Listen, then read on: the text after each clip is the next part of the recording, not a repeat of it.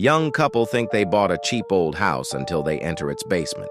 Kara and Aaron were excited when they bought an old house for a very low price. After moving in, they began cleaning and exploring each room.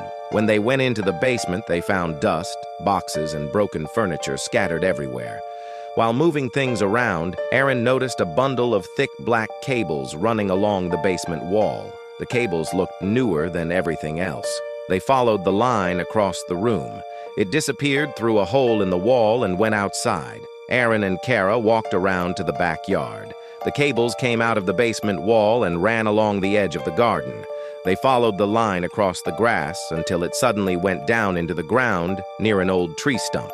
They grabbed shovels from the shed and started digging. The cables went deeper. After digging for a while, their shovel hit something hard. What was beneath shocked everyone. Aaron and Kara brushed the dirt away with their hands. A large metal box was buried in the ground. It was covered in mud and rust, but still solid. They cleared around the sides and slowly lifted it out. It was heavy, but together they managed to place it on the grass. The box didn't have a lock. Aaron slowly opened the lid. Inside were several cloth bags tied with string. The cloth was old and stained from years underground. Kara untied the first one and poured the contents into her hand. Coins fell out, gold and silver ones. They were thick and heavy with strange markings. Aaron opened another bag and found the same thing. All the bags were full of coins. Some looked newer, while others were very old. Kara wiped one clean and saw a date, 1798. Aaron read the markings. The coins weren't just old, they were rare. They packed a few coins and took them into town. A man named Mr. Harris ran a small antique shop. He had white hair and kind eyes.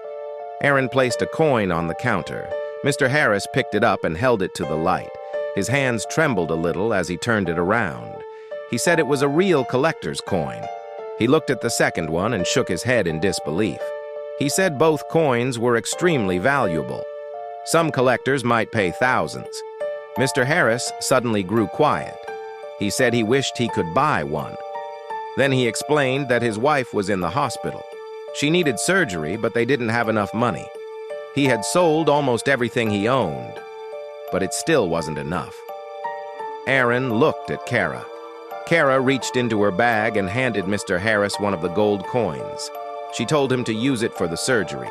Mr. Harris couldn't speak at first. His eyes filled with tears. He said, "Thank you," again and again. That evening, Aaron and Kara sat at home. The house was still quiet.